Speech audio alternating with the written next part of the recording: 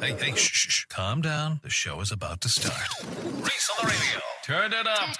Turn it up loud. Turn it up loud. It's like a dream come true. Turn on your radio. Reese is on the radio. Yo, let's get it. Due to the nature of this program, discretion does not exist. It's Reese on the radio. Right now on WTIC News Talk 1080. And a hearty happy Monday for each and every one of you for being here. It's Reese on the Radio, News Talk 1080 WTIC. Yes, we are on the Odyssey app. Yes, we are at ReeseOnTheRadio.com. Yes, we are at WTIC.com because the Red Sox are playing. Shutout so far. And that's kind of the state where we are. I hope you guys are out there enjoying the game on Memorial Day. Well, actually, they're doing this one. This is actually an away game, so no one's at Fenway over here unless they're watching nearby at the bar. But anyway, if you're having a wonderful or a celebratory remembrance of those who have given the ultimate sacrifice on this day, may you continue to do that, and we send our best to you and yours as we remember those who have fallen and given the ultimate sacrifice. We got plenty of news and plenty of views to get into today. It's quiet. So news is limited, but I have sat by doing a whole lot of work. As many people know, I take no days off. I don't believe in it, except for, of course, this Friday when I have to go to Virginia to the boys' graduation. It's the only day I take off. Plus, I got a lot of housekeeping to get into today, which I'm going to talk to you about. Whether you're here or not, I'm going to hear from you. You got to go to ReeseOnTheRadio.com. That's REESE on the radio.com to talk about some of the things that I'm going to be talking about today. So let me get to the first thing. I'm going to mention this throughout the show and throughout the week. I have made it so you can do one thing and one thing only in experiencing the Reese on the Radio show. And that is centralized everything to ReeseOnTheRadio.com. REESE on the radio.com. You can chat there. You can watch the show there live. You can listen to the show if you miss it an hour after the show airs. All of that is going to be at ReeseOnTheRadio.com. And today is the first day we'll post it. So in essence, you don't have to go to X and go to Facebook and just go to ReeseOnTheRadio.com. And you can chat right there, and I can see it. It's right in front of me, and I can respond to you, and everybody else can see it. It's all together there. Second thing to acknowledge, which I already acknowledged, I will not be here on Friday. I'll be back on Monday. Friday, I'll be flying out early morning to go to the Virginia area, the D.C., Virginia area. Flying into Baltimore, to be exact. And going there to go to the boys' high school graduation. And then I'll be back on Monday morning to be here for the show. That's the second thing. Third thing. I've decided that I am going to wait a little bit before I make a very big decision about Connecticut.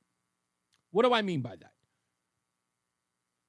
It's important that people know that I am in the midst of everything that's going on in Hartford and the state writ large. But that's got to wait. I had hoped it would be a lot sooner, but it's going to wait. And I was talking to a friend of mine, Chris, good friend of mine. He was one of the first guys that I met when I moved to Connecticut in 2004. And a round of applause to Chris. Beautiful wife, Giselle. Beautiful kids who have grown up. I've known these guys before they even had kids. His wife used to hate me. She thought I was quite the jerk. I was. She was right on point. I was quite the jerk. But they're a great family. They're a wonderful family. Military family, of course. That was kind of how we met. And Chris and I had a talk yesterday, and he talked me into something that I think is important, and that is to be prepared to come to Connecticut to barnstorm the state. And he's very excited about that. So what I'm going to do is I am going to spend a lot of time in Connecticut before I make it my permanent home. but the permanent home thing is happening. So, Roland, I've got a question for you while we're embarking on all of this. If you had to make a choice for me, you've already lived 30, 40 minutes out from the office? Is that how far you have to drive? How long? Yeah, something like that. Okay. If you could do it all over again and use me as your guinea pig, I'm moving to Connecticut as a permanent resident. Where would you have me live if not in Farmington or right next door to it? Where would you choose for me to live? Say, Reese, you should get right in this neighborhood. Where should it be? Bridgeport. Oh, come on, man. First of all, no, never going to happen.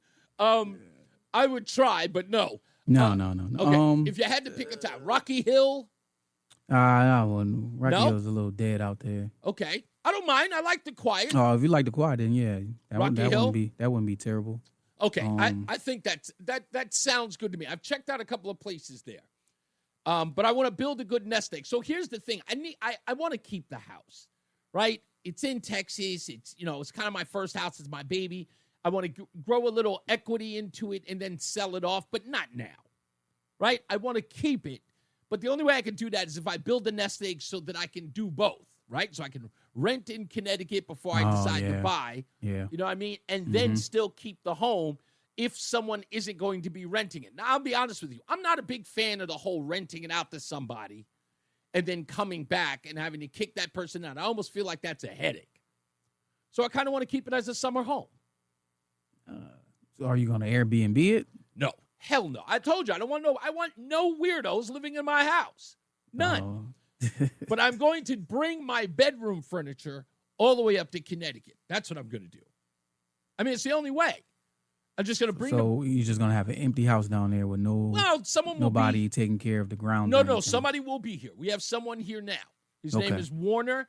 He will maintain the maintenance. He'll make sure that the salt, for our, our hard water machine, make sure that that's done every 3 months. He will do the lawn and keep that, get that upkeep going.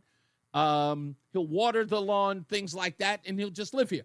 And in essence, he won't, maybe keep from burning the place down, but pretty much keep the maintenance going on. And then we'll come here when vacation comes around. We'll come back here once a year just to live, and we'll sleep on an air mattress, or we'll buy some quick little, fold-up bed to sleep on while we're here, just to come look at, the grounds, visit family, things like that. So this will be our summer home so that, we can, take care of business, stuff like that. But Connecticut will be our sort of residence, if that makes any sense. But I'm just trying to figure out exactly what town it's going to be. Because there's a really nice part of Newington as well. Yes, I did think about that as well. Newington is on top of the list. Rocky Hill is on top of the list. Farmington would be the best place to be. Yeah, but it's super expensive. Super expensive. I mean, if I move into a place, now we saw an apartment. Check this out. We found an apartment that was, I shouldn't say we, I found it. I found an apartment, a studio apartment, for just $1,800 a month. But the only downside of that is I haven't lived in a studio apartment since I was in my 20s. Yeah, it's a bit snug, and you're not a snug guy, so I'm not. I'm 6'3". About 6'3", yeah. That's that's you. Nothing against the wife, but I feel like there's no room to get away from each other. In that kind of place. A one bedroom, not too bad. The one bedrooms that we looked at, in fact, no, I apologize. I have that number wrong. So the studio apartment was little more than $1,000, and the one bedroom apartment was a close to $15,000 to $16,000, but it was in the heart of the city, and it was, I cannot think of the street name. I know it begins with an A, and the name is escaping me right now. But it's an apartment building, and the apartments look pretty nice. It's not all that. I understand it may be low-income housing. Now that I think about it. Okay. It may be low-income housing. Farmington low-income housing. Yeah, Farmington in low-income housing, exactly. Okay. So that place I was interested in, but again, a one-bedroom seems like a reasonable I don't size. think people that are short understand the spatial awareness Yes. that 6 feet and over people need, we need to have, and how we can feel closed in, but they don't at all because they can't experience the the length, the height, and the wingspan. That like the ceiling is. Sometimes I feel like the ceiling is closing in on me. Do you really? Yeah, so I like to have a high ceiling. Okay.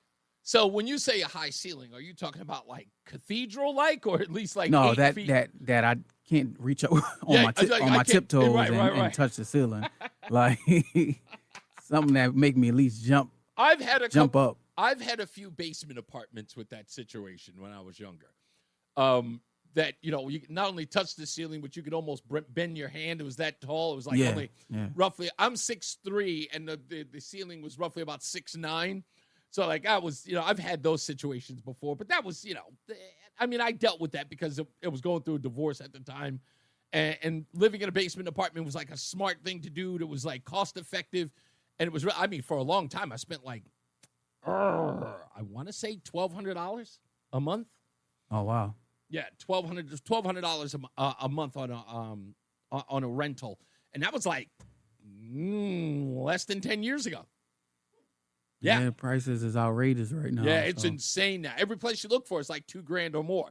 That's why I figured we're gonna wait, build a little nest egg, so when we get out there, at least if I'm holding on to at least 3 months, close to 6 months worth of rent ahead of time, then I can, then I can manage both until I need to get.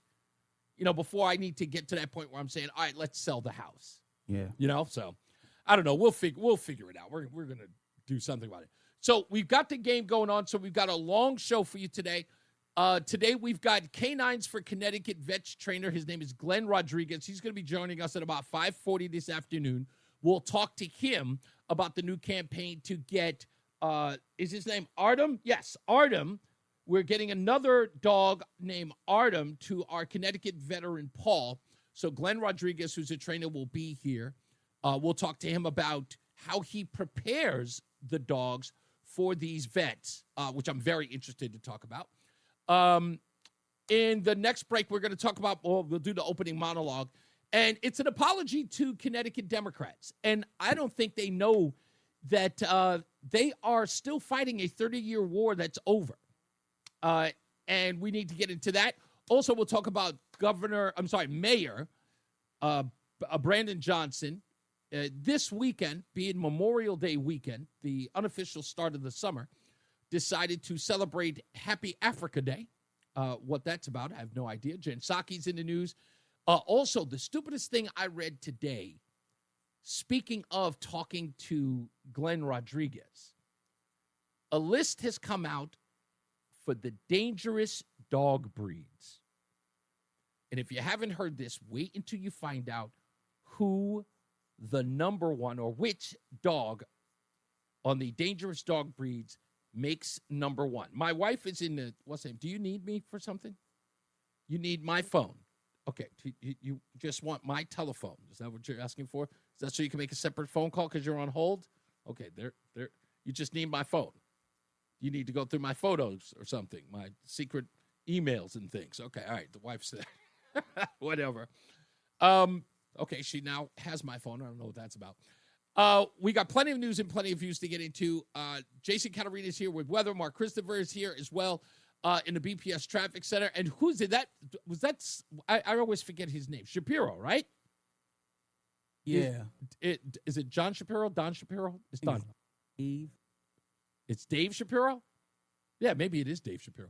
Dave Shapiro's got the news today because John Silva is off for the holiday. So we'll get into that. So as I said before, ReeseOnTheRadio.com, it's your one-stop shop. If you go there right now, you can watch the show. You can send a message in the chat room there. Many of you go directly to Facebook and X, and I totally get that. But if you want to send a message in the chat room, now you have to go directly to ReeseOnTheRadio.com. That's REESE on the radio.com. I can still see the Facebook thing, but I'm probably not going to pay attention to it as much as I do the ReeseOnTheRadio.com page. Now you can do everything going directly there. There was, what is this thing? I needed to show you something or tell you something before we go to the bottom of the hour, because we're going straight through, right, to the bottom of the hour. Roland? Yes, sir. Okay, we're going to the bottom of the hour. Let me see if I can actually find this so that we got time, because I got a whole bunch of stuff here that's going to. Charlie Rangel, we also have to talk about him today as well. I totally forgot about him. So the left is losing its mind because they don't think that they are going to win the midterms, and they think that they're pretty much done for in 2028. So in act of desperation, I am seeing more and more Democrats coming out admitting that the party is sunk. And a lot of people are very upset that the thought leaders are saying this out loud. But this is a strategy. This is a strategy to motivate people. It is to anger them. This is not helping the party. This is trying to get them angry. This is not about feeling defeated. This is not about, feeding you dismay so you'll stop participating. No, no, no. This is to outrage people. This is a victimhood ideology to rally people. And I'm going to explain that today, how that's happening. I'm watching Jon Stewart. I'm watching the Obama boys, Jon Favreau, and all those other guys who are talking about how the party stinks, how Democrats stink. It's a whole ish show. Nobody is their leader. They have leaders. Trust me, they do. Where the hell is Barack Obama anyway? Anybody know where he is? Anybody even asking, where's Barack Obama? I mean, aside from the fact that his wife is on podcast telling him how he's not allowed to touch the thermostat. What world are we living in, by the way? Damn. Can we just stop emasculating that man? I mean, it was bad enough that he would wear mom jeans. Yes, Michael B., of course I can. It's incredible that you could actually, you witness this as this woman destroys any fabric of that man and any semblance of his masculinity. That this woman gets to do that on a daily basis. It's practically sad. But we'll talk about that a little bit. The Democrat Party, we'll talk about how Alexandria Ocasio-Cortez, I don't think anybody's going to be able to stop her. I think that she's in charge. I think that this is her party. I think that a long time coming, she has been angling to be the representative of the Democrat Party. It's what they need. They said they want young. They said they want a woman. They said they wanted a minority. She fits all three. She is, I don't know if she's more charismatic than Kamala Harris. She's not a word salad person. She can make a coherent case for her party, not for Americans, but for her party. And we'll talk about her and exactly how that's going to be helpful or not for the Democrat base. We'll talk about all that as well. But we got plenty of news and plenty of views, and we'll give you Red Sox updates throughout the show. And speaking of which, Red Sox are losing 2-0, bottom of the fifth, to the Milwaukee Brewers. This could be over faster than anything.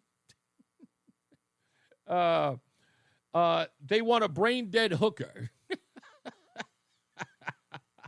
I don't know. They would listen, it doesn't matter for the Democrat Party. Before Joe Biden or during the Joe Biden reign, Michael B., they would have taken, like I told you, they would have taken a monkey with a D next to his name. It doesn't matter. We're finding out from that book, Original Sin, that they wanted this incompetent, infirmed, walking sack of bones as the president of the United States only because they wished to beat Donald Trump. And they were willing to do anything. As I said before, with these articles that are coming out that says that, people are joining, Satanist groups because of the presidency of Donald Trump. It shows you the integrity of these people, what they're willing to do to keep Donald Trump out of power. They're willing to join Satan. Yeah, I know. I see the numbers.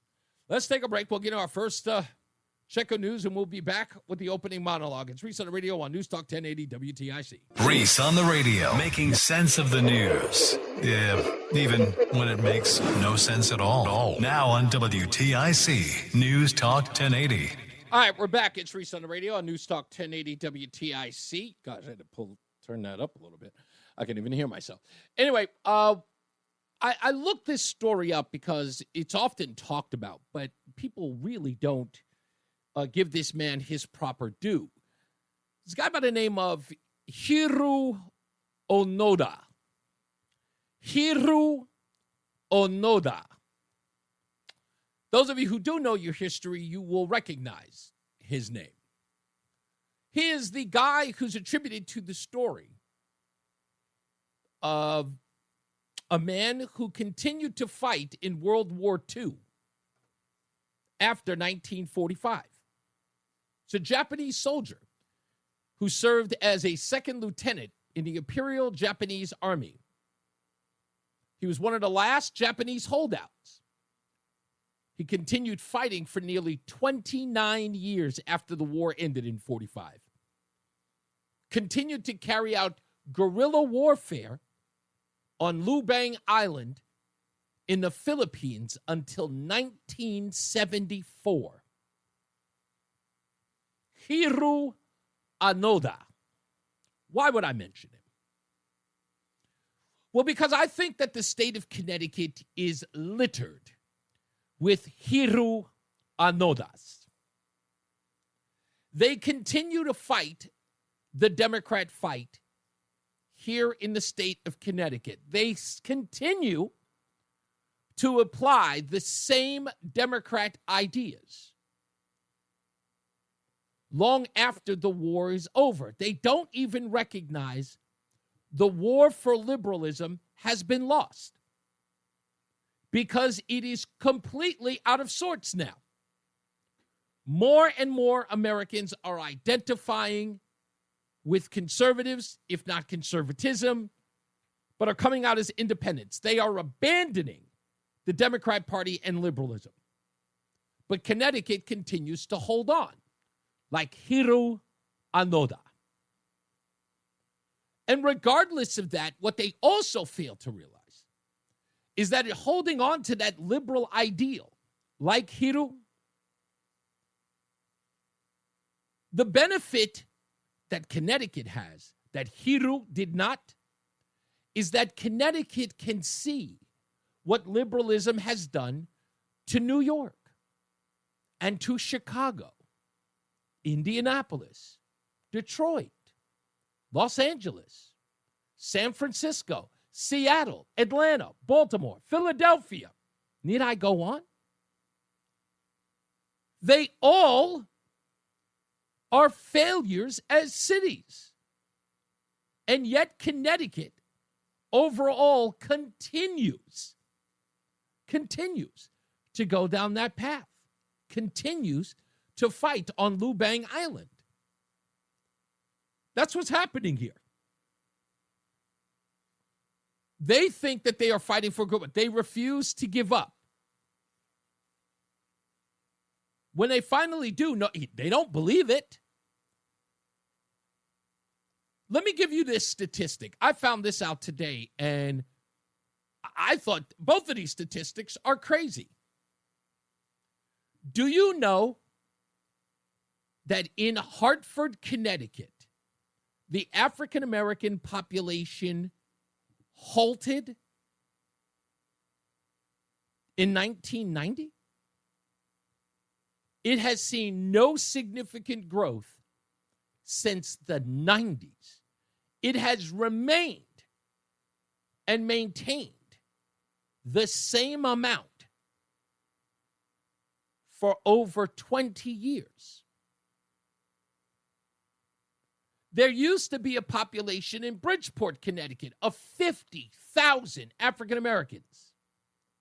That number is now down to 30 and has stayed that way for almost 30 years. There is no growth. That, ladies and gentlemen, is scary as a number. A state like Connecticut, which is, again, I always talk about this. I talk about it ad nauseum, and some people are probably sick of me for talking about it.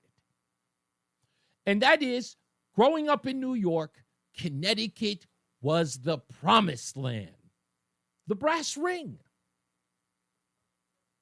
When we heard about somebody coming up in the world and buying a home in Connecticut or New Jersey, not Newark, not Trenton, but going to New Jersey, that was the natural order of things. You go to work in Manhattan, you make all your bones, and then you buy a home in Connecticut. And for a young black kid like me, that's what was supposed to happen. But the numbers in Connecticut, completely stale, stagnant for almost 30 years. It's gotten worse. The number of deaths in Bridgeport, Connecticut for young African-American males, it used to be 10 per 1,000. Now it's hovering in or around 30 to 20 for every 1,000. Connecticut is becoming all of those cities I just listed. New York, Chicago, Indianapolis, Detroit, Los Angeles, San Francisco, Seattle, Atlanta, Baltimore, Philadelphia. Connecticut, act like you don't know. Act like you don't know. What was the woman just recently who went to Chicago visiting from Connecticut? As soon as I heard the story, I said, we got to find that woman. She went to Chicago, left from Connecticut, visiting from Connecticut, and got shot in the arm while she was pushing a stroller. We got to find that story. I got to get Roseanne to find that story for me. We were both in the car when we heard that. We just said, damn, just like a woman visiting from Connecticut here in Chicago was shot in the arm as she was shopping with her child in a stroller. Damn. Connecticut continues to vote for the failed policies that have destroyed plenty of cities across the country, continuing to ruin the life and the dignity of people who live in the state, and making it, I don't know, probably cushier for those who can afford to stay, the wealthiest of them. I don't know. You know, I hate to say this, but I kind of feel like there's a part of them that really, really want these poor ne'er-do-wells to get out of the state, making it so hard for them to survive here that they're forced to move. Or they're just going to continue to subsidize their decline. Why would they want to do that? I'm looking at the numbers here. This will bug you out. Let me just take a moment here. This is the recent populations based upon age in intervals of 10 years apart. The age of all Connecticut, everybody in Connecticut based on these ages. So what I'm saying is 20 to 29-year-olds in the state of Connecticut, the amount of people in there, and then I'm going to separate that by blacks. Yeah, it's an incredible statistic, but sometimes you got to do the work. In Connecticut, between 20 and 29 years old, 453,600. Of that total, 50,140 are black. Between the ages of 30 and 39 years old, 471,600. Inside that number, 47,925. 48,000 are black. That total altogether, that population, that age group between 20 and 39 is about 1 million people. All of them. That total number for African Americans, 98,065. So from 40 to 49, 50 to 59, and 60 to 69. 40 to 49, 442,800. For African Americans, 42,600. It's minuscule. It's like non-existent. It's like they're outnumbered by 400,000 people. 50 to 59. Got a little bit of an increase. 511,200. African Americans only make 45,000 of those. Between 60 and 69 years old, 424,800. 37,000 of those are African American. That grand total is 1.378 million. That's that group, 40 to 69. 1.378 million. In that age group altogether, only 125,000 are black. 125,000 out of 1.3 million are African American. A grand total of those 20 to 69 years old, the grand total is 2,304,000. Of all of them put together in the African American community, 223,000. They don't exist here, folks. They don't exist here. In that meaningful group, in any meaningful way, they don't exist here. So what's going on? People say that in the state, it's really, really hard for African Americans to do well in the state of Connecticut. How's that possible? They make up 223,000 people. We're talking about the adults, the active adults. Out of 2.304 million, they only make up 223,000. That's nothing. There's another 37,000 between the ages of 70 and 90 plus. For all people in that age group, it's 439,000, just under $500,000. You want to hear the craziest part about it? Here's the craziest part. The grand total of people within voting age 20 to 90 plus, the number is 2.7 million people of voting age. In the last governor's race, do you know how many people voted? I'll give you that number again. 2,700,000 people. 2,700,000 people of voting age in the state of Connecticut. In the last election between Stefanowski and Lamont, the total votes of all votes was 1,259,000. The participation rate of those who vote means nothing. It's meaningless. Even if every African American in that group were to vote, it would only be 1.4 million, which is still less than half of the state. And the one place where we see the least, participation rate in gubernatorial races or statewide races are in liberal cities, liberal states, where the most are disenfranchised by the vote. And you might remember that after the vote, I calculated what the difference was between Bob Stefanowski and Governor Lamont. The number was just 174,000 between them. 174,000 votes.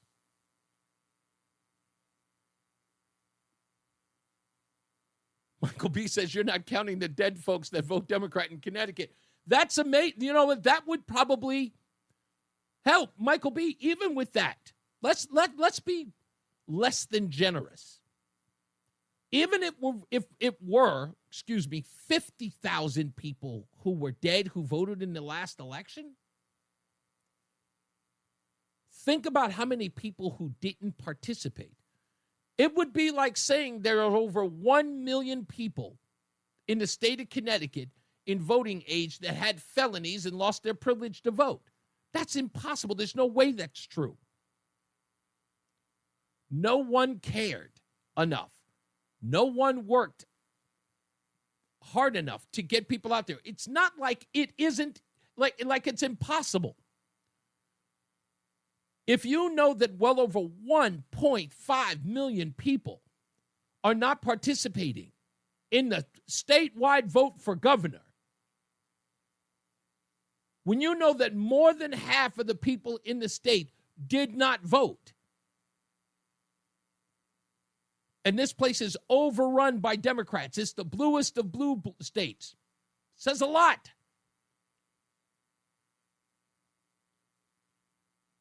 But again, that's because I believe in what I said about Hiro Onoda. I believe that the state doesn't know that liberalism is dead. I don't think that they know yet. I don't think that they're ever going to know because it's Connecticut.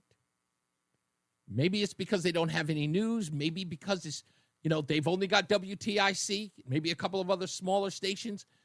Maybe it's because everybody's in the dark. Maybe we're in a third world country in Connecticut where people aren't as savvy.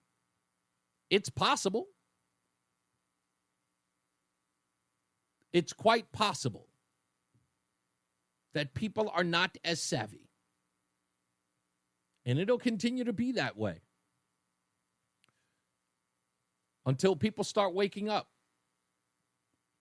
Or people just start shouting it to the rafters. I will tell you this, though. One of my biggest problems, even with this audience at times, is that they're not talking to enough people. They're not talking to their neighbors and their friends or spreading out the word.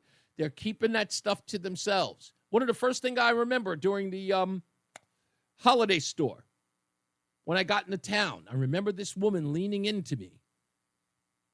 And she says, I got some neighbors who are Democrats. I don't even talk to them. I remember saying to her, why? Why don't you talk to them? I just don't want to get into it. That's what this is about. It's about getting into it. Nobody's going to know unless you tell them. And some people will just, in a very silly way, they'll get so uninvolved. You'll see numbers like this, 1.5 million people not participating. 1.5 million. When I saw that number today, I went, that makes no sense in a state like Connecticut. You would think a place like Connecticut would be voting hardcore to keep the state, dare I say it, pure. That's what I would do. If I came to Connecticut as a young man and I thought there was a threat of somebody coming here and destroying it all or reshaping the way that I lived here or what I grew, I would be here every day going, nope, I'd be standing at the entrances where it says, welcome to Connecticut. Turn around. What is that, a Subaru? Get that out of here. That's what I would have been doing. Who'd have thunk Archie Bunker had it right? Archie Bunker really had it right. Isn't it crazy that at the end, Bunker had it right? Hell, George Jefferson had it right.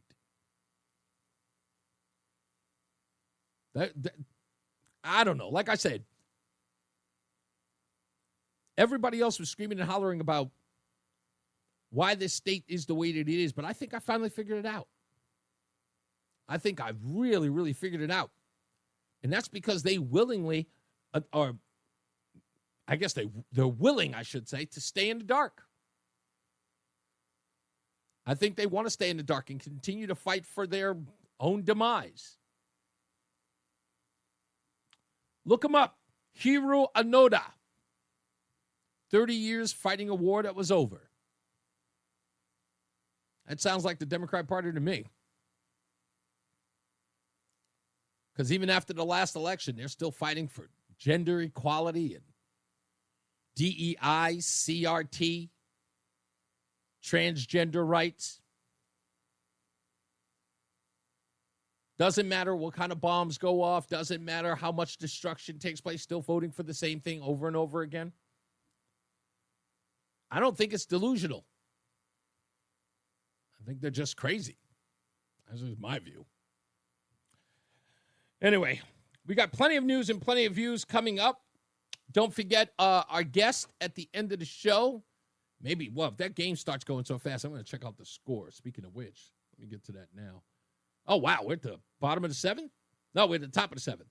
Okay, so top of the seventh inning. We could be done as early as 4:30, 5 o'clock. That game's been going by fast. Red Sox still losing 2-0 to the Milwaukee Brewers. We'll get into that. And like I said, Byron Johnson when we return, Jen Psaki. Okay, and now we got to get into the weather with Jason Caterina with the weather and Mark Christopher's in the BPS Traffic Center. Hey, buddy. It's Reese on the radio. And don't say we didn't warn you on News Talk 1080 WTIC. I'm looking for this bit, but I cannot believe that I somehow seem to have lost it in this. No, there it is. I knew there was something going on. Anyway, we're back, Reese on the radio. And don't forget, go to reasonoradio.com, okay, because now you can experience the show live, and you can chat right there. There's one chat room for everybody.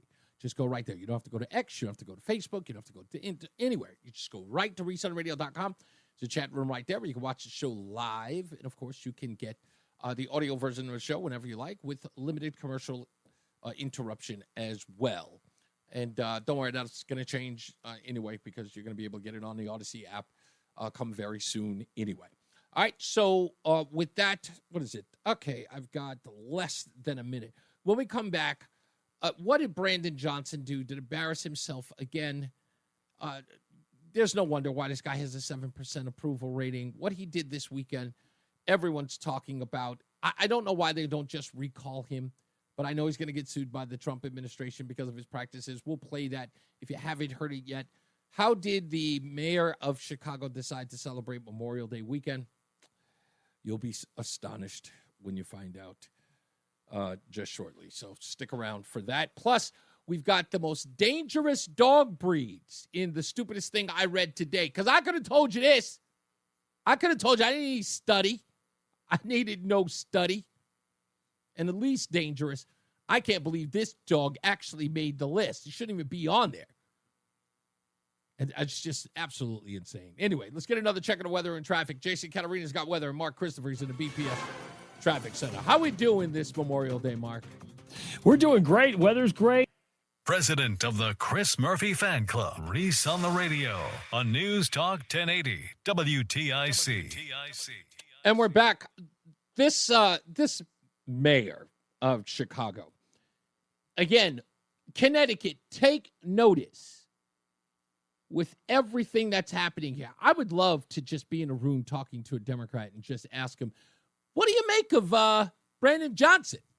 How do you think he's doing out there? Great leader. 7% approval rating. That's up from 6. I'd love to get what they think. No one ever bothers to ask. They should. They should bother to ask.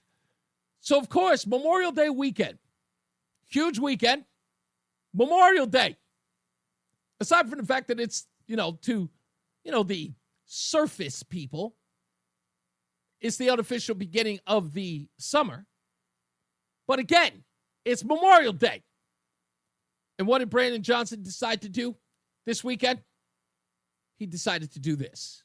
Hello, I am Mayor Brandon Johnson, and I am proud to join you in recognizing and celebrating Africa Day. The continent of Africa is made up of 1.2 billion people with diverse countries full of rich traditions, cultures, and heritage. The African diaspora can be found in cities and countries around the globe. And right here in Chicago, our proud African communities have made indelible contributions to the growth and fabric of our amazing city. Yeah, he did it. There are people online going, is this real? Like, people are reposting it going, this is AI, right? This has got to be AI. There's no way that this is real, right? Yeah, it's real. It's real. He could have done anything else, but he did this. But that, again, let's talk about how stupid this guy is. And what I said earlier is, like, I would love to talk to Democrats to ask what they really think of him, Brandon Johnson. And they would probably do what Jen Psaki did here. Again, bring him on the program because he's being sued by the Trump administration for obvious reasons, right? Because of his hiring practices, that he is hiring people based upon race. But he went on Jen Psaki's show on MSNBC to laud himself, pat himself on the back about how diverse his administration is. Again, celebrating how diverse his administration is. I'm incredibly proud that I have put together the most talented, competent, collaborative, compassionate, diverse administration in the history of Chicago. It's unfortunate that, the President of the United States of America has demonstrated a great deal of animus and disdain towards competent, compassionate, and diverse leadership. Competent, compassionate, diverse. Competent, compassionate, diverse. He went on to say that his administration reflects the country, while Donald Trump's administration represents the country club. He thinks that's clever. He's using it now everywhere. But I want to make sure that you know, Brandon Johnson says his administration reflects America, and it is diverse. I'm incredibly proud that I have put together the most talented, competent, collaborative, compassionate, diverse administration in the history of Chicago. The most diverse administration in the history of Chicago.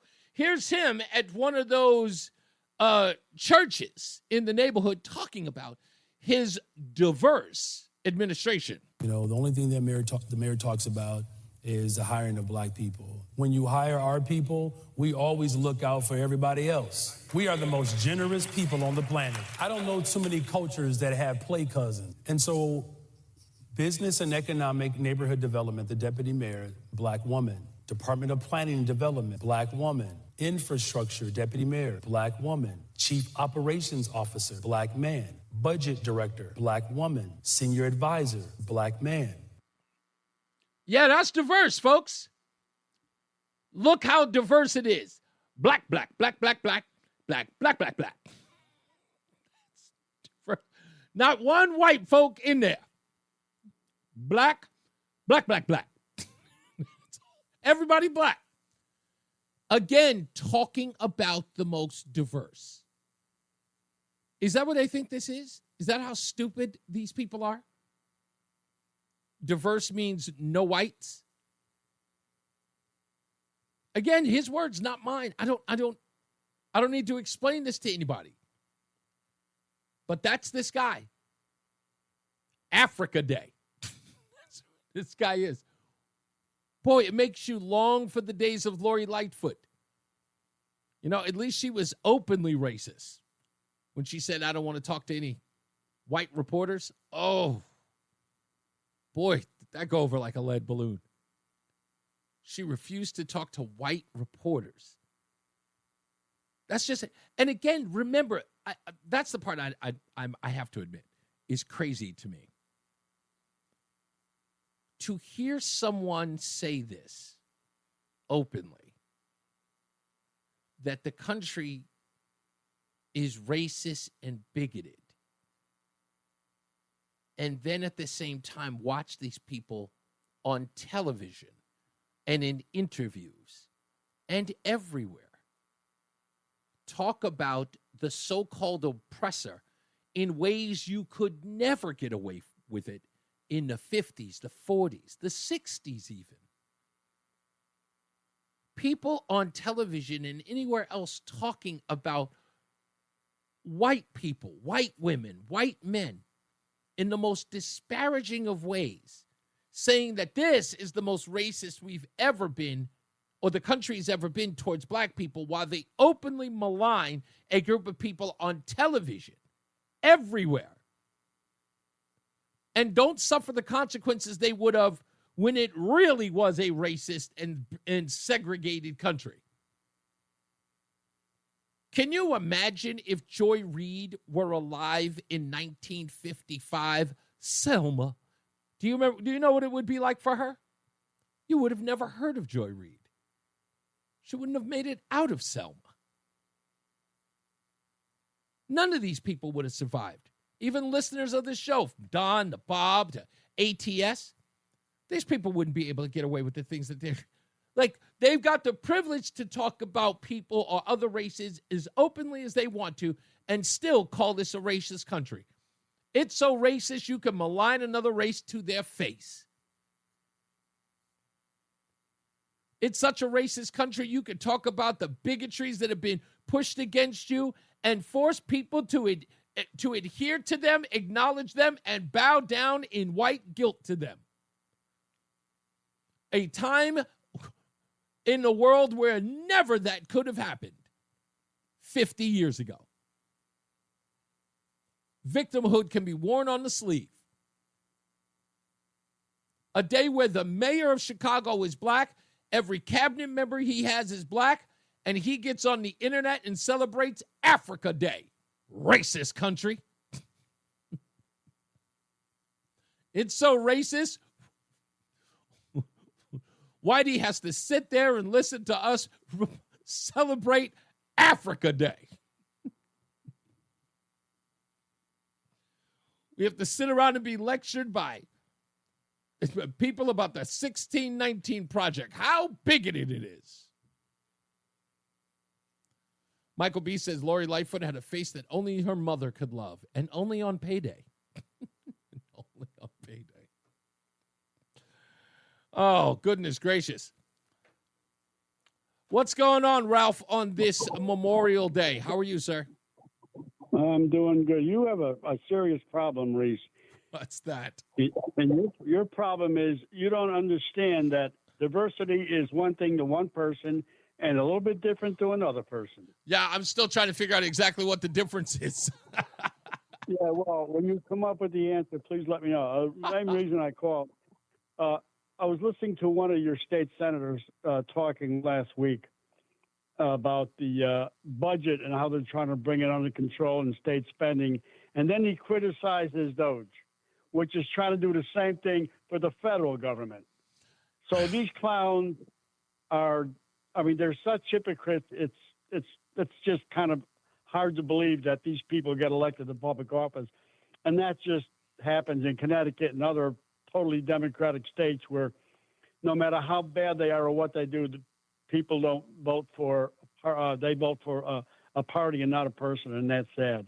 And another thing I'd like to bring up, I think we should all think about what Tim Walz said, calling the ICE Gestapo.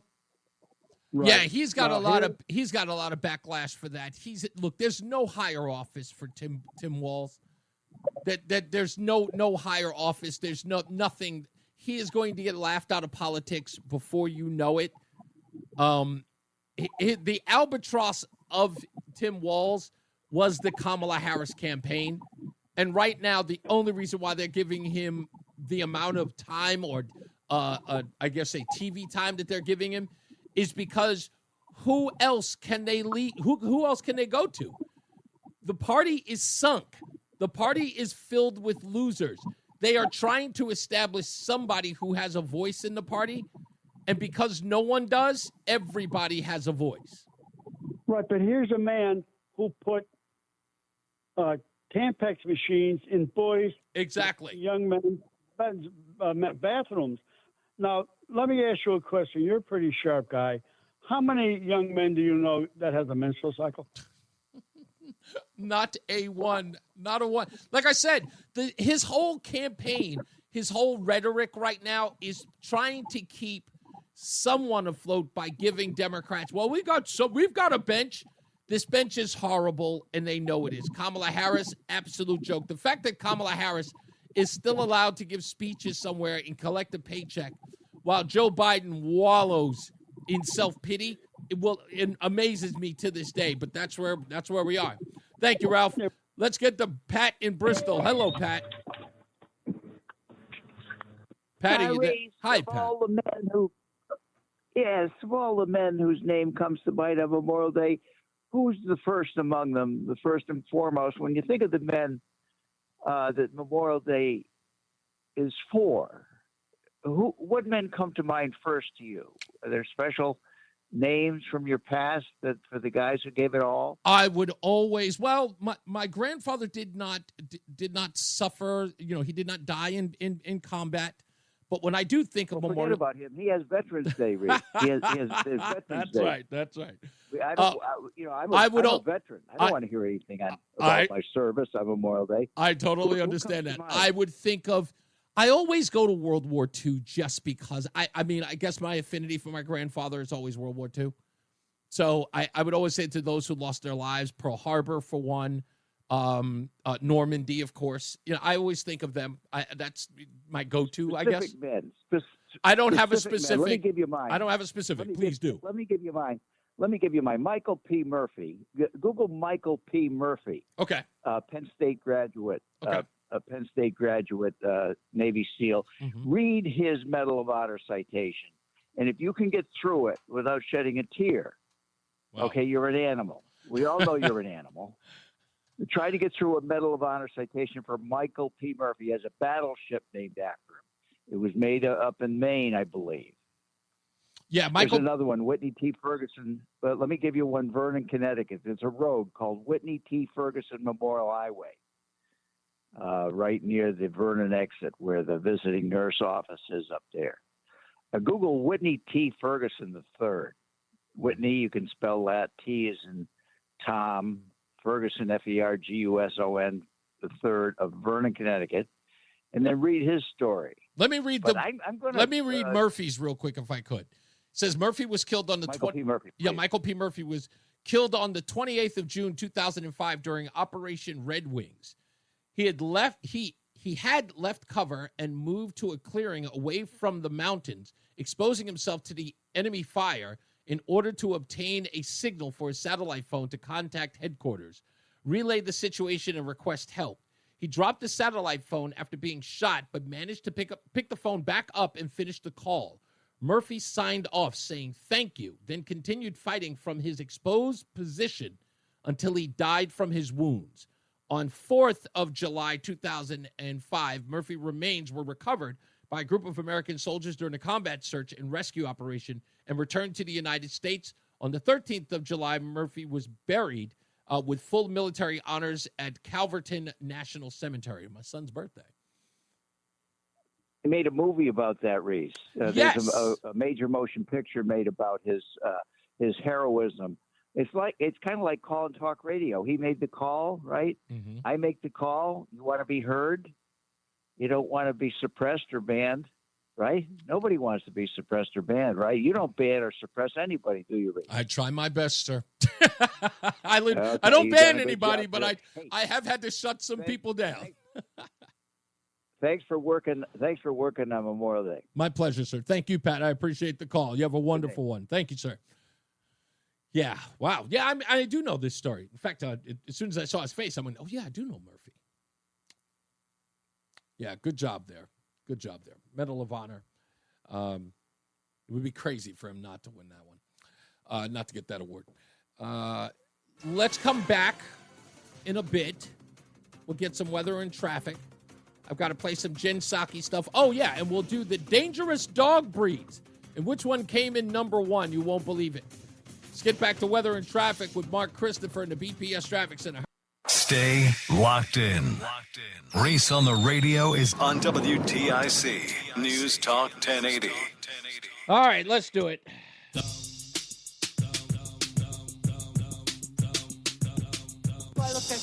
Yes, you do.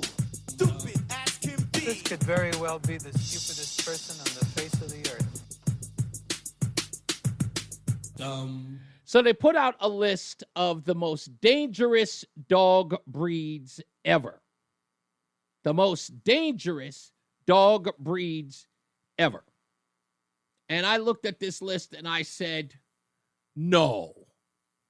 The most dangerous dog is the pit bull?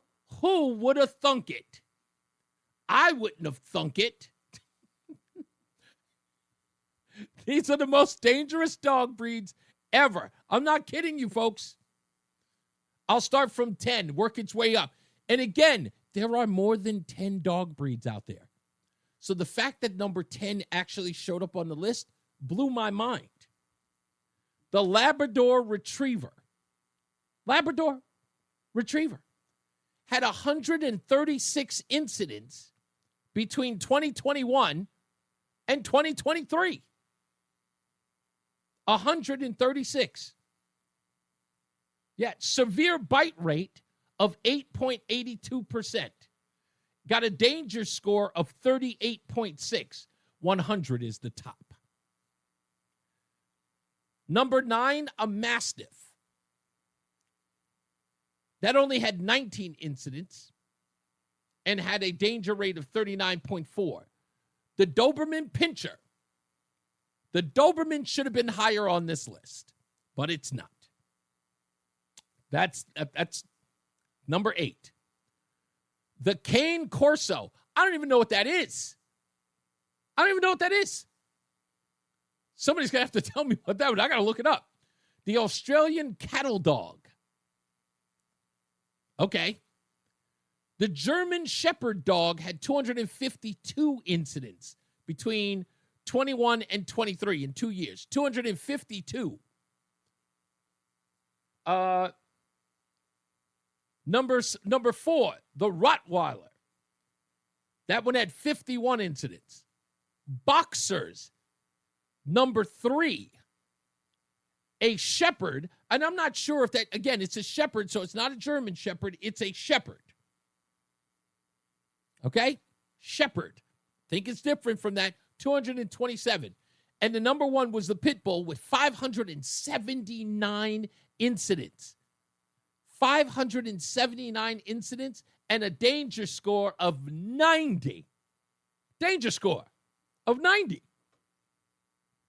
Since how many? Oh, this one's even better. So I thought this should put you on the list because fatalities should really tell the tale. The Labrador had no fatalities, you think. Mastiff had 3. Dobermans had 0. The Cane Corso had 4. The Australian Cattle Dog had 0. The German Shepherd Dog had 2. Rottweiler had 7. I would have expected more, at least in the 10s. Rottweiler. The Boxer had 1. The Shepherd had 2.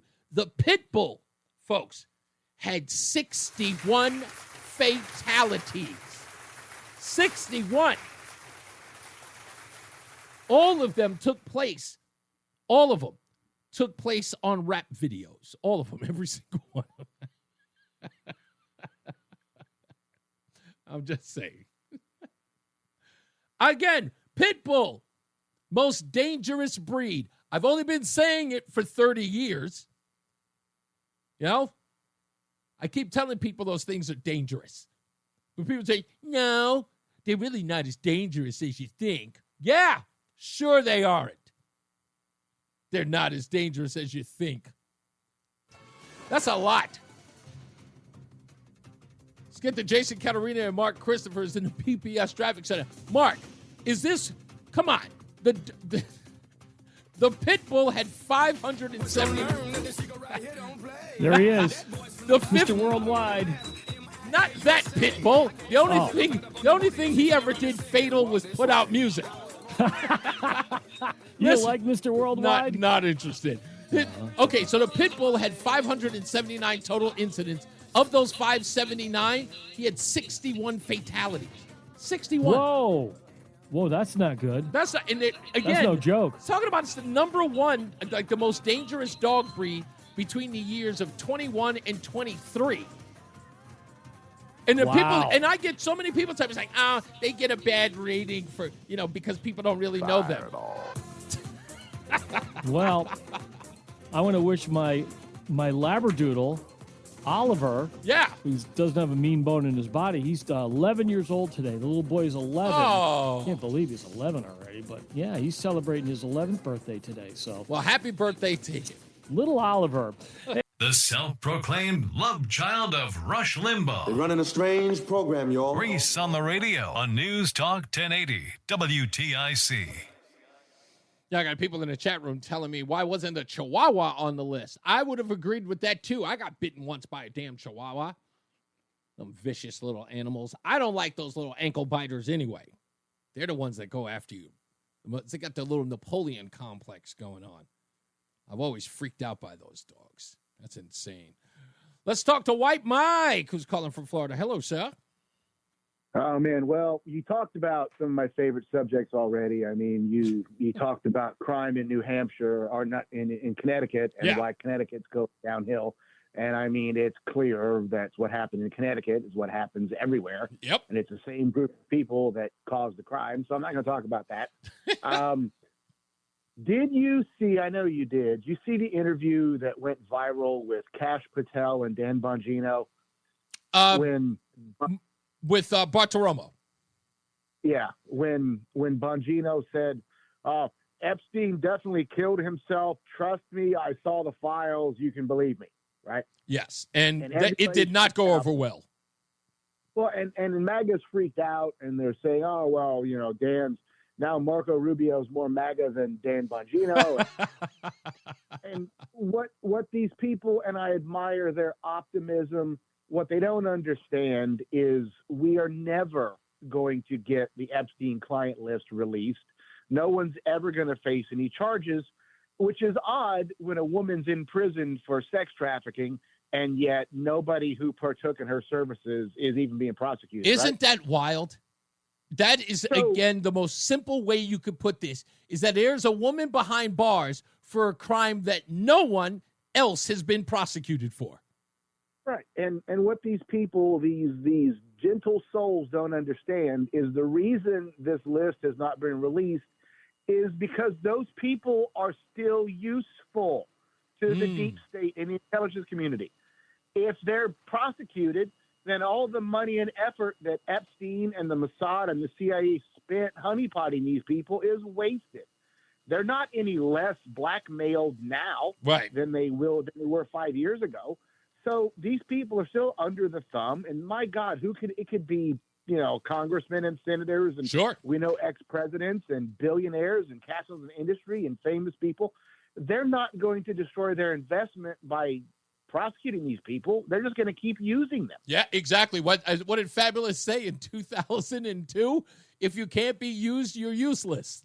That's the whole point. So they're never going to face any charges on this. And I have a feeling that you might get a couple people that get named in the Diddy stuff. Yeah. But Diddy was just entertainment and West Coast Epstein. He was doing the same stuff. He was the same MO, drugging people and getting them on videotape. Then you have power over them. And it's quite possible. I mean, did you see in the trial last week, they showed photos of the hits of ecstasy that Diddy was handing out at his parties? Yes. They all had Obama on them. That were shaped like Obama? Mm-hmm. You're telling me that Obama's not up to his nipples in this stuff? Of course he is. And it's interesting because the supplier, according to the reports, I guess to the trial notes, the supplier is someone who hobnobs with Obama. He was the guy who was getting Percocets, his own prescription of Percocets, and giving them to Diddy. I mean, look, dude, Obama is our first gay president. He's married to a man. Are we supposed to be shocked that maybe he's getting his freak on with Diddy and baby oil and all this stuff? I mean, Obama's a gay man. He's a homosexual. I think, now that's the part, again, you know, this is, okay, so you and I are getting into this, so let's just get into it. Here's the part that makes me livid about what you just said and me saying it 2 years ago, okay? It doesn't matter what people read from the own man's words. They seem to be losing their minds at us recognizing what the man said himself, and that is that he fantasizes. I mean, we're talking about while he's with women, fantasizes about being with men. That's not made up. That's not innuendo. That's not even rumor. That is him. And the people who were interviewed who dated him, women who dated him, who shared letters he wrote out of his own mouth that he is into men. Why people get upset about that while they're trying to tell us that the biggest problem we have in the country is that we are not accepting of gay couples, and then lose it at the idea that Barack Obama is gay. And we all saw the photos in the Dinesh D'Souza movie of him and his Pakistani husband, right, wearing matching wedding rings. And no one has come forward with a photo of a pregnant Michelle Obama. That was insane. Two pregnancies. People still get mad. You know, it's so funny because as I said, this is where people get into these disputes with me. And I'll tell you, even though I'll tell you right off the bat, Mike, I'm not on board with the Michelle Obama's a man thing yet. But let me tell you why. Because I think right now that's just grasping at straws. However, let's go back to the pregnancy thing.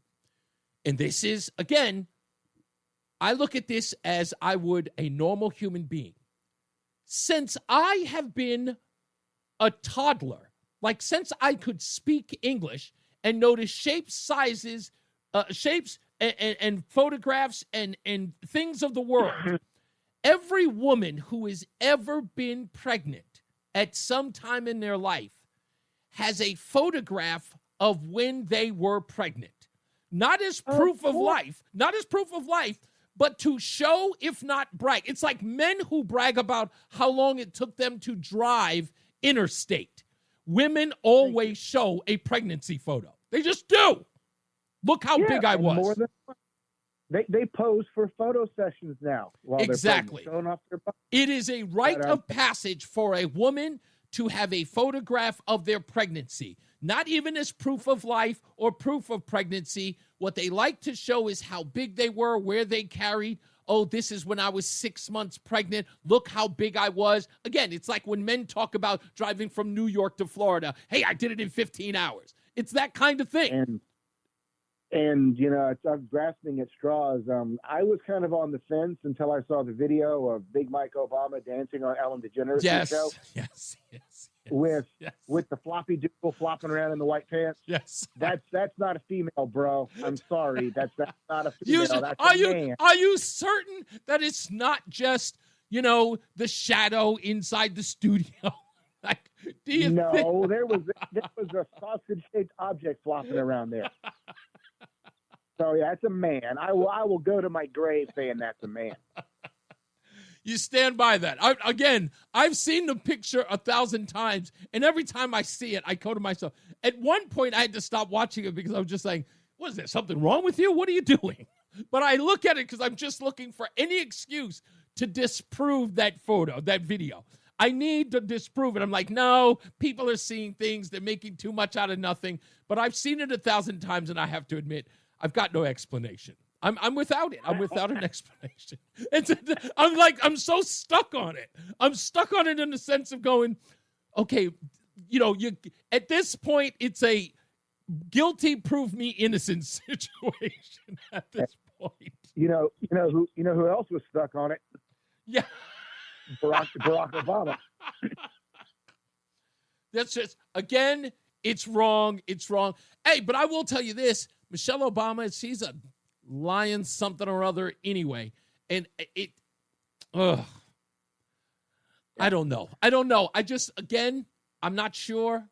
I don't know. And I won't go there. But the Barack Obama thing, without a doubt. But I just love driving people crazy with that one.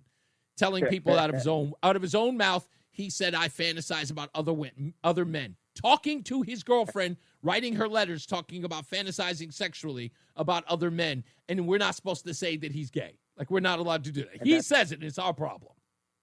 And that's why Joan Rivers is dead. People think I don't think Joan Rivers was old as Methuselah. Come on. She just, that's not one of the ones you go, mysterious death Joan Rivers. Okay? She'd been around for quite a long time. Okay? They whacked her at the plastic surgeon's office, man. I'm letting you go. Goodbye. Bye, man. Again, I'm of the belief that says I don't know whether or not it's true. But the Barack Obama gay thing, that's his own words. I'm not making any beef about that. You can't. And people get mad. Can I tell you something? I'm going to say his name. Because I know people are going to be mad that I did. So just deal with it. Tim in Hamden. You've listened to him for years, long before I ever got here. And without even knowing him, if your knowledge of Tim is just from WTIC or any other station for that matter that he calls, if your knowledge of him is just that, you can surmise that his stance on the LGBTQIA plus community is positive. He would be called an ally in that community. He would believe that those relationships need to be and should be normalized. You can make that just from his own mouth and what he said. I've only known him for 3 years now. But I think it would be safe to say that he is an ally of that community. And then I called him my boyfriend. And who lost their mind? Who got mad and upset and irate and thought it was an insult to call him my boyfriend as I did? I said, I'm going to make you my boyfriend. And he lost his mind. Why? The answer is simple. That even allies don't think it's normal. They think it's a slight. And it makes it impossible for you to normalize something that you're uncomfortable with. As an ally, Tim should have been thrilled that I said that I would make him my boyfriend. He should be excited. But I'm the conservative homophobe, in his view, his own words. But I said, I'm going to make you my boyfriend. Clearly because I'm confident with my sexuality, and he was the one who got the deep sweats and got outraged. Perhaps because it's all for show and it's bogus. Perhaps the reason why they get angry if you even so much as say that Barack Obama is gay, the reason why they lose their collective minds is because they're not comfortable with homosexuality. It's the same thing with, their support of African Americans or immigrants for that matter. You get them in a room with any of these groups and they're not very comfortable at all.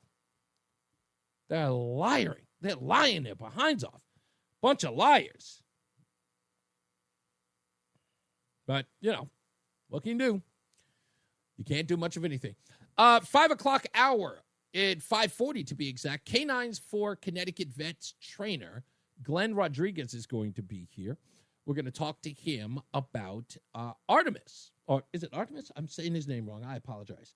Artem. Artem is his name. I want to say Artemis. Artem, who is going to be the new service dog for Connecticut veteran Paul. We're going to talk to him. And I've got some questions about training because we used to have a dog. And he was, Rowdy. He was a mess. He bit Roseanne twice. We couldn't train him. We had to give him back. I had him for a long time, too. I love that dog. We had to give him back. So I want to talk to Glenn about the process of training these service pets. Because if you've seen them out there, they're very, I I don't want to say docile. That seems like a poor choice of words.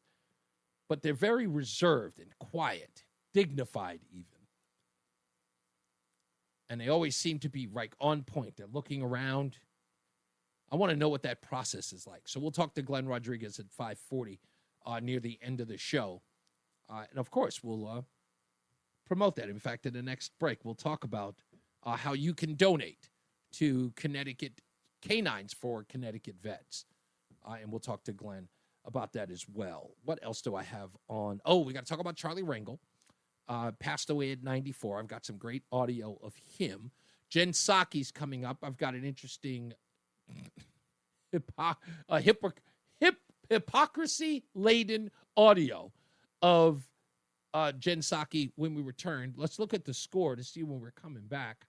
It looks like that game might be over. Yeah, that's over. Red Sox lose 3-2. Bats got warmed up in the ninth inning. Still wasn't good enough to finish it out.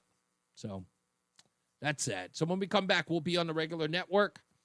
So go for that. You can switch over when we get a chance. All right, that's coming up in a little bit. And, of course, we got your weather and traffic with Jason Caterina and Mark Christopher, who is in the BPS Traffic Center. And that should be coming up.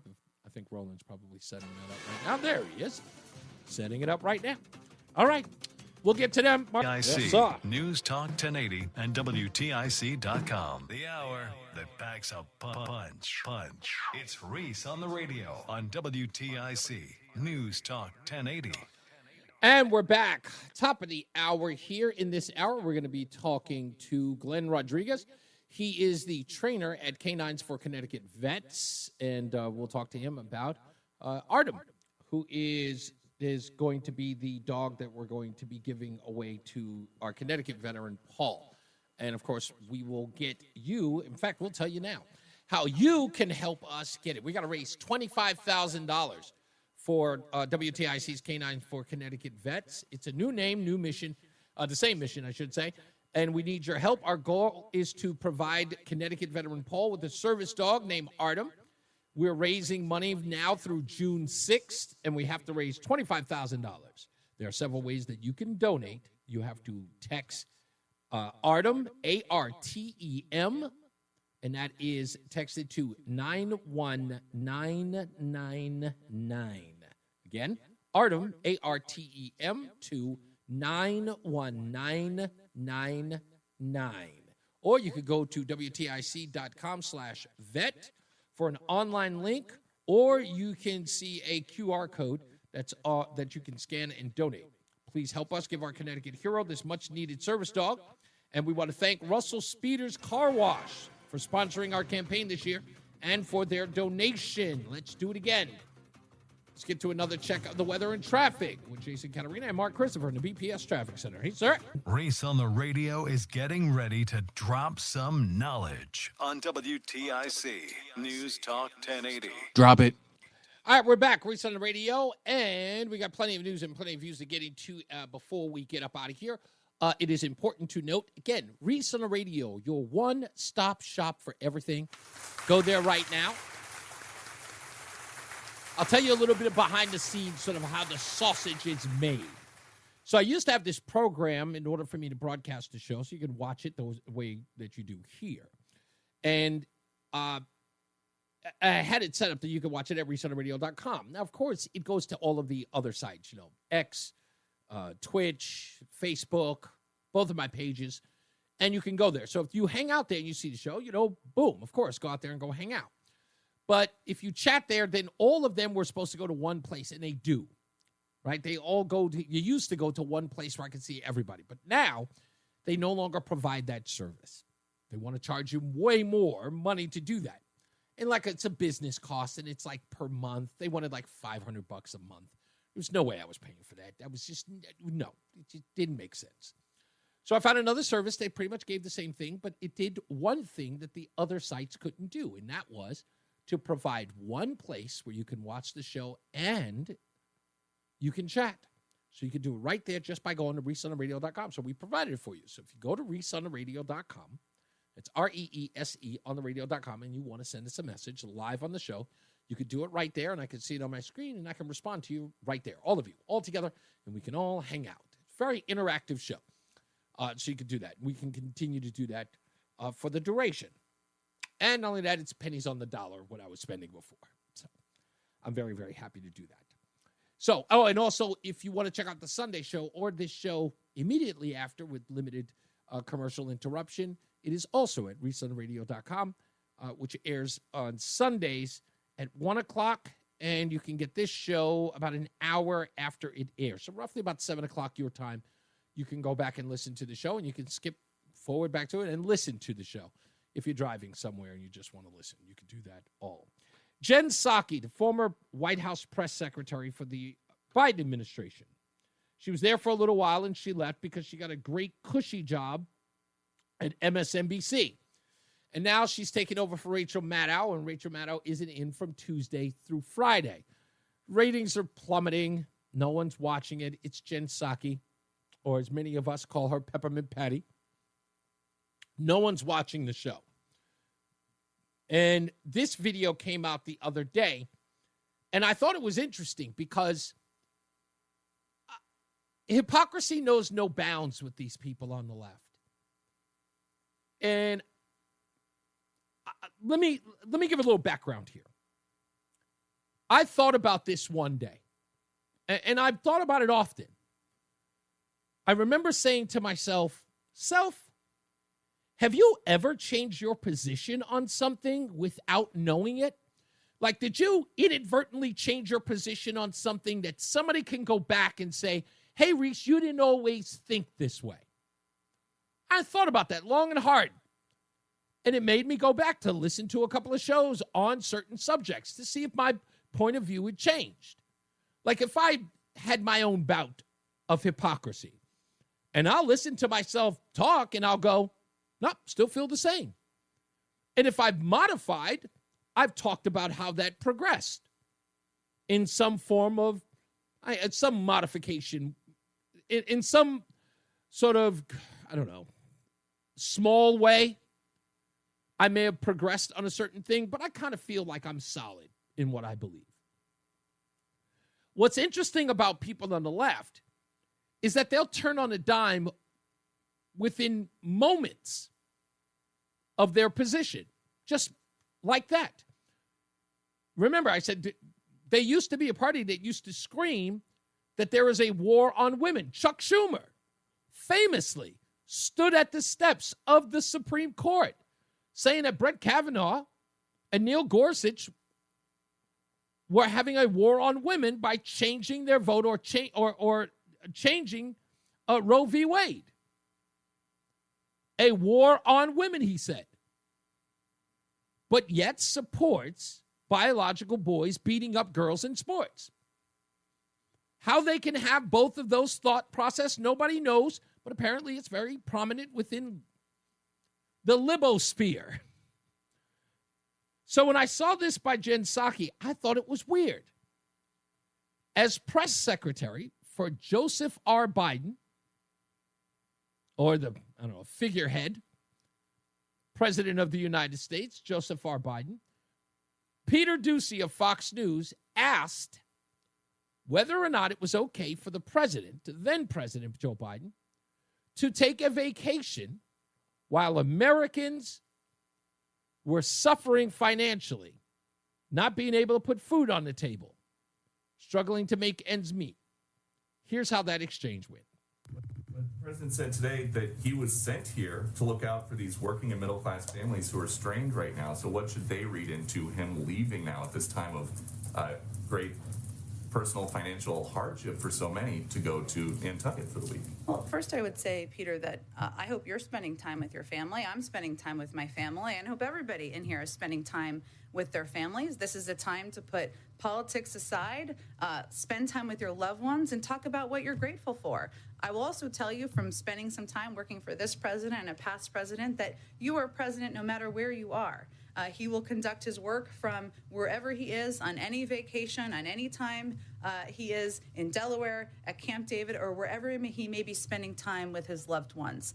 He has secure phone capabilities. He has staff traveling with him. And I think the American people can be assured that he will continue to press to lower their costs and ensure they have more breathing room.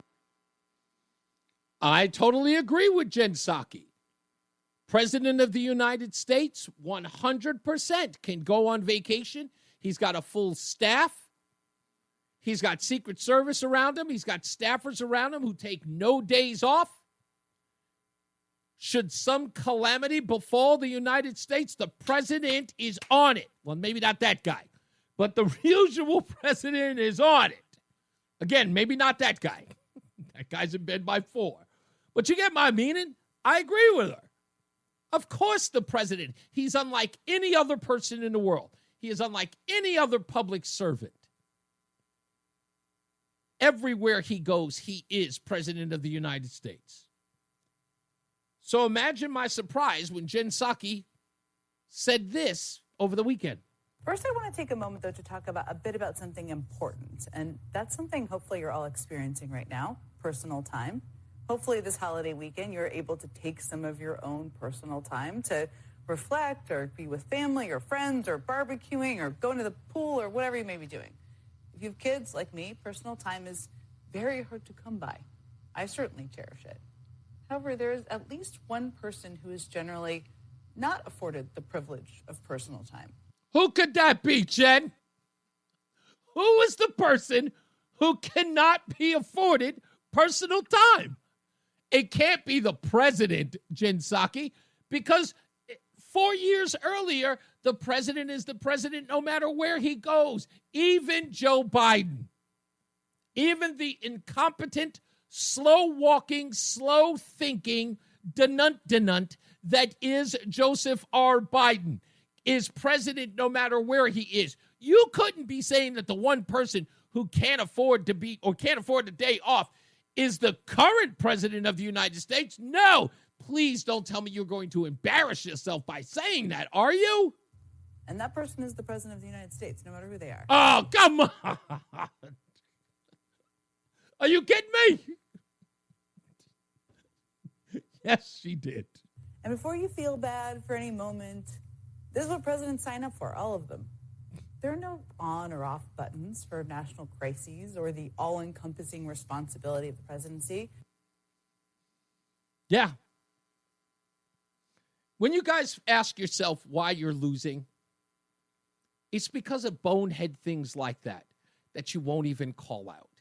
That's why. It's because you guys who never stand up and say, Jen, shut up. That's why no one watches her program. That's why the ratings plummet when Maddow's off the air. No one is listening to this woman at all. And I'm glad the albatross is around MSNBC's neck for hiring her. I'm so glad it is. But this is just how that goes. In another sad tale, I know this guy. I've broken bread with this man. And I had dinner with this man. I even went to Al Sharpton's, renewal of vows at his wedding back in the early 2000s. And this guy was a pillar in Harlem. He's also responsible for Bill Clinton bringing his offices into Harlem. This guy's responsible for the gentrification of Harlem and 125th Street. None other than Charlie Rangel. Charlie Rangel. You guys remember him? He passed away at 94. I thought he had passed away years ago. I hadn't heard from him so long. But I really want to send him off properly. Charlie Rangel. Back in 2015, 2016 maybe, Charlie Rangel was on with Maria Bartiromo. And Charlie Rangel was one of those Democrats who showed up on Fox News and Fox Business all the time. He was not a fearful guy, but he would show up all the time. I just want to play this just to show you who Charlie Rangel was, how the man was not a prophet. You probably don't remember this, but I do. I watched it live as it happened. Charlie Rangel, 2016, talking about the Republican Party. It almost sounds as similar as what we're talking about the Democrat Party. Listen. And I do hope that the Republican Party picks up the pieces and rebuilds the Republican Party as being something that we all can be proud of. This country needs and deserves a two-party system, and Trump has destroyed the Republican Party. You know, Trump has destroyed the Republican Party. Well, some people might say he's getting votes from both sides. It's not. He's expanded the Republican Party. He's getting Dems to come out. He's getting independents to come out. How has he destroyed the Republican Party? There's no way in the world that Dems can come out and vote in the Republican primary. And so, no, as a matter of fact, there's no such thing as a Cruz vote in New York State. It's an anti-Trump vote. Yeah. Charlie Rangel, prophet. No, Donald Trump has destroyed the Republican Party. Donald Trump. He's destroyed it. He's absolutely destroyed it. Masterful representative, Charlie Rangel. Man was a dolt. He's a complete dolt. And slimy. Oh, was he slimy? He was. I know that you didn't think I'd be that cruel, but he was. He was a slime ball. He was an absolute slime ball. Tax shelters in the Dominican Republic while he was telling everybody else to pay their fair share of taxes. He was a real slime ball. You know, I said earlier he was instrumental in getting Bill Clinton to move his offices to Harlem. What they don't tell you about that story is that Bill Clinton was turned down for an office near the New York Post, near 51st Street and Lexington. It was like between Lex and Park. He was turned down. They thought that Bill Clinton lacked the ethics to have an office in their building, so they turned him away. It was a weeks-long battle as he tried to get approval to move into that building in Midtown Manhattan. And they told him no. And people like Charlie Rangel took advantage of that and said, no, you got to come to Harlem. We'll put you up in Harlem. And you can bring businesses up to Harlem. And Bill Clinton got up there to Harlem. Folks up in Harlem were absolutely excited until they started getting kicked out of their homes due to gentrification. And if you might remember, 2008, I apologize. Who were Charlie Rangel and Al Sharpton, Calvin Meeks, everybody in the African-American community were behind Hillary Clinton during that primary between her and Barack Obama. And they made Barack Obama come up to Harlem to have dinner with Al Sharpton at Sylvia's.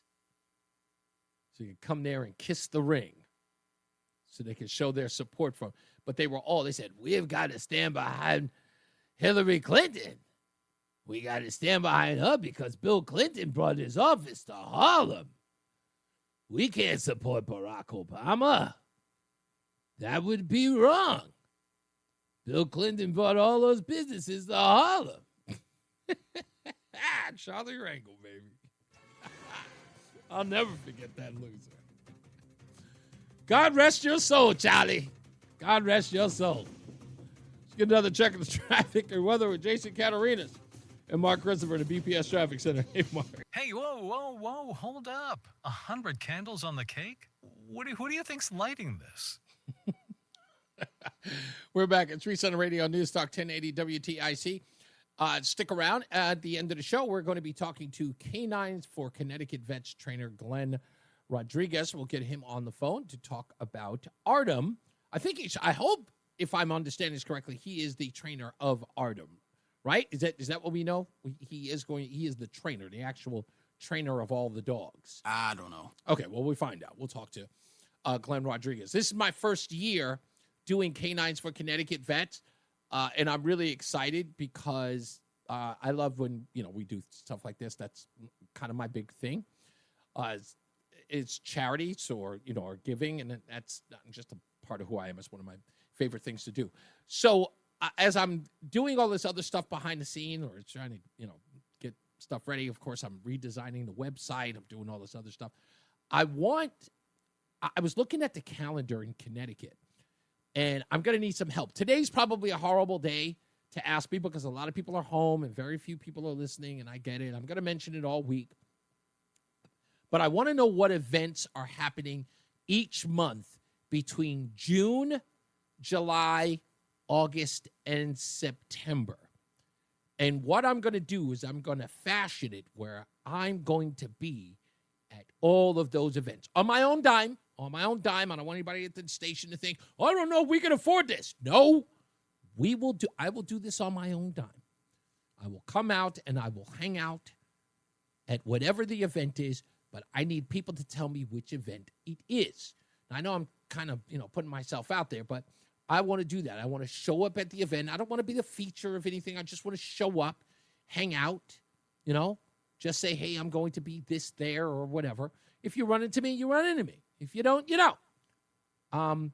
But I'm going to find out what events. I was looking on here, and there are a couple of events. As I just heard Janine was talking about one of the, what was it? Which one was that? Taste of Waterbury?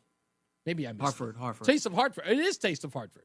Okay, so Taste of Hartford. Like that kind of thing I want to go. But I'll admit, I go see the entertainment. I don't eat a lot when I'm out there because I hate walking and eating. Like a lot of people say you're burning off like all the food that you eat. No. For some reason that never happens. That's why you stand and eat, throw your food away, then you walk. Yeah, but I'm not talking about eating and walking. I'm saying that I eat and then I walk. I get very lethargic if I eat too much. That's my problem. So I like going to those things, but I don't eat a lot. So I'm going to go there. Like there are 40 restaurants that are going to be at the Taste of Hartford. I can't do all 40. I might do. Why you got to go multiple days? 10 a day. Oh, okay. All right, well, maybe that's what I'll do. I'll do that. So I'll go to a couple of them. I'll go a couple of days and maybe try to see like 3 a day. I'm not going to be able to do all of them. I know I'm not. I might try, but I don't think I'll be able to do all of them. So we'll find out. But if you know an event that I can be at between now and September, maybe October, one a month, just let me know. Go to resetarradio.com. All right, let's get another check of the weather and traffic with Jason Caterina and Mark Christopher. Mark Christopher, you got to know some events that you might be DJing at, some debutante, events or whatever it is. Like you're not going to be DJing for the royal family or something. There's the New Haven Pizza Fest, which is in September, I believe. And they are trying to break the Guinness World Book of Records this year for the most people attending a pizza fest, which I believe they will do. Okay, now see, that's what I'm talking about. Yeah, give me a date on that. Would be good for you. Yeah, hell yeah. I totally would dig that. Absolutely. You're darn right that would be good for you. Hey, if you're... What's up, everybody? You know who it is. You know who it is. You know who it is. It's Reese on the radio. Frederick Douglass of the 21st century. It's WTIC News Talk 1080. All right, we are almost out of here, and we had a scheduled phone call today with none other than Glenn Rodriguez, who is the trainer for Canines for Connecticut Vets. Glenn, thank you for joining the show. I appreciate you, sir. Glenn, can you hear me? I can hear his car, but I don't think he can hear me. Glenn, can you hear me? Glenn? Yeah, you're really, really breaking up, sir. Can you try it one more time? Second here. Let's see if this is any better. Well, it's sounding a little better. Can you hear me now? Yeah, much better, much better. Did you have me on speaker or something? All right, perfect. No, it was connected to my car. It was Ah. connected to my car. I'm on my way home. No. Okay. Well, I'm glad that we caught you. Well, anyway, talk to us a little bit about Canines for Connecticut Vets. I know it's a new name, but people who aren't familiar, because you guys are only around once a year, kind of get everybody up to speed for what Canines for Connecticut Vets does. So it's about training service dogs for wounded war veterans. We are actually breeding our own dogs. The dogs are then provided to qualifying veterans. Obviously, there has to be a disability that's documented, Right. but we aim to support our veterans, our disabled veterans, by providing a service dog, fully trained service dog. So you guys are breeders. That part I did not know. And yeah, we just started breeding our own dogs. That's a fairly recent development. okay, all right. So talk to us a little bit about the dog in question here, Artem. What's the breed? We just earlier today in the show, there's a website called Study Finds, and they do these amazing, very off the beaten path studies. And they recently did a study about the dangerous dog breeds that are out there based upon incidents. And I thought that was an interesting juxtaposition with our interview today. What is Artem's breed? So Artem is a Labrador Retriever. He's a full-bred Labrador Retriever. And are most of the dogs that you're breeding Labrador Retrievers? They are, yes, they are. Now, with the breeding, it's strictly Labradors. We used to adopt dogs. Prior to getting into the breeding business, we used to adopt dogs and rescue dogs and then train those dogs. And so now that we're into breeding, we're doing strictly Labradors, yes. Who gets to name them? That's actually just a personal one. Who gets to name them? Artem is a great name. You're right. It usually depends. Sometimes we get families who will contribute to the cause and contribute by donating funds. In one case, we actually had a group of children at an elementary school raise money on Veterans Day and donated to us, and we had them name a dog, one of our dogs. Yeah, kids are the best at that. Yeah, so it usually depends. We don't come up with names. More often than not, it's the folks who support the organization who are able to name the dogs. Yeah, I'm not gonna lie. I know for a fact, Glenn.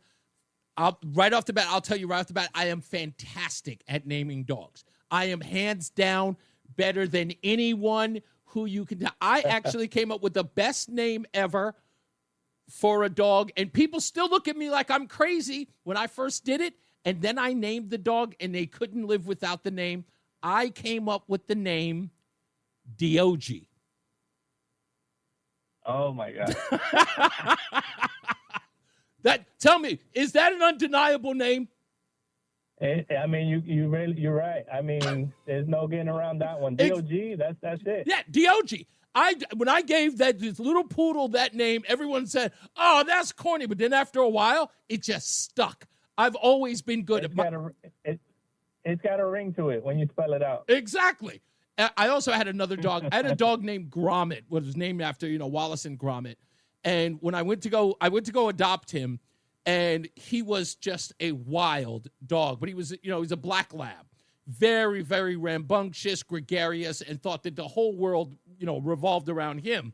When I first got him out of the animal shelter, there were a group of kids that were there. As soon as they saw him, they were like, "Oh my goodness!" They were so excited to see him because he was so beautiful, and he jumped. He got away from the leash, and he jumped on a whole group of like 8 and 9-year-old kids. He knocked them down like bowling pins. And I looked at the woman at the shelter, and I said, "Are we allowed to change their name?" She goes, "No, what do you want to name him?" And I said, "I'd love to name him Rowdy." And she goes, "Oh, that's a perfect name." And that was his name forever. So I've always been great at that. So I'm always impressed at people who give good dog names. So Artem, as soon as I heard about him, I was like so excited for him. And how old is Artem before he is set up with a Connecticut vet or a vet for any reason? So generally, the dogs are around 18 to 24 months when they're ready to go. It's a pretty extensive training. It's upwards of 100 commands. And so it really depends on the dog, because obviously they are individuals very much like us. They, learn at their own pace, and some learn quicker than others. So anywhere between 18 months and 24 is when they're ready to go. Wow, 18 to 20. Yeah, so they're going to be around with that veteran for a considerable amount of times. Once that veteran gets Artem, Paul in this case gets Artem, are they lifelong partners? Or they, is this like sort of a, forever deal? So it is. The dog is expected to work for a minimum of 5 years or so. And then generally what happens is once the dog kind of ages out of the workforce, there's the potential for a replacement dog. And then the dog is retired and it becomes a pet, but it stays with the veteran. Stays with the veteran. Okay, so there's a chance that in the next 5 years, after Paul has him, that Artem will become the pet of a regular family that wishes to adopt him, or what's the process? No. He stays with he stays with Paul. Oh, he does. Okay. He's no longer a working dog. Right. He's considered retired. Okay. And then Paul would be eligible for a replacement dog. Okay. So, but he gets to keep Artem. Exactly. Oh, okay. I thought they would be separated because that's such a long time. Okay, good. That's great. Okay, so good. It's not a sad story. I'm really happy to hear that. No, that would be heartbreaking. Yes, no kidding. That's what I was like. After 5 years. I know. That was all. Like I thought it was like Artem was just going to go with another family. But anyway, that's great that he gets to stay with him forever. So they're forever partners. That's perfect. What was have you always been a trainer, Glenn? Is that your thing, or like how long have you been a trainer?